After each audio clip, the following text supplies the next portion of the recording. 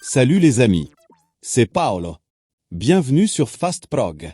Nous allons voir ensemble l'exemple d'un raccordement de deux paires de photocellules DXR10BAP en série sur la ZL65.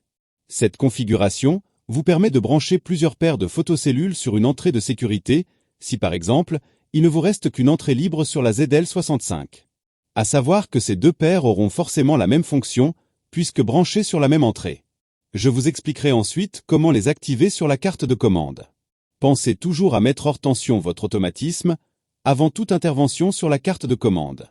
Voici représenté en haut le bornier de la carte ZL65. Plus bas à gauche, la cellule réceptrice RX et à droite, la cellule émettrice TX de la première paire de cellules, les DIP switch 1 sur off. Plus bas encore, l'émettrice RX et à droite, la réceptrice TX de la deuxième paire de cellules, les DIP switch 1 sur on.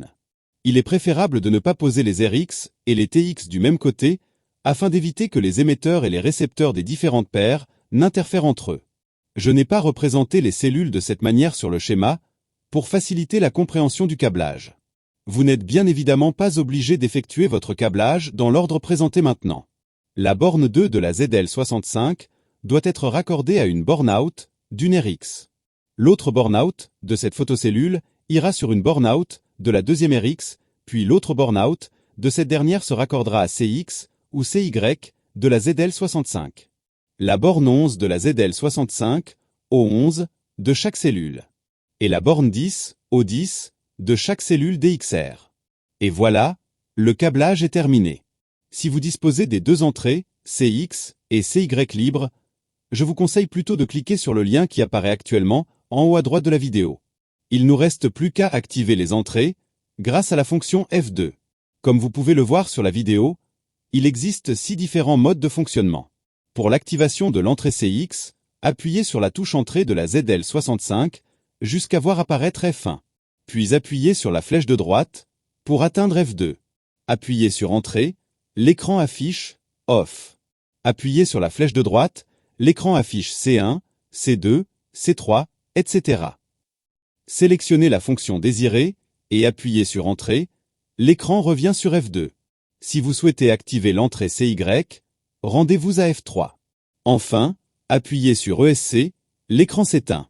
Si au contraire, la carte affiche un défaut de sécurité C1 ou C2 ou autre C, cela signifie qu'il y a un souci de câblage, d'alignement ou d'alimentation sur une ou les deux paires de photocellules. Contrôlez la présence de tension entre les bornes 10 et 11, elle doit être d'environ 24 volts alternatifs, si ce n'est pas le cas, contrôlez les fusibles.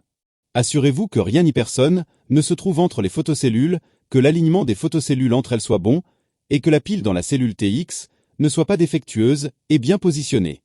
Voici en vidéo la signification des voyants LED des DXR, dont celle vous permettant de vérifier l'alignement. Revérifiez à nouveau le bon câblage.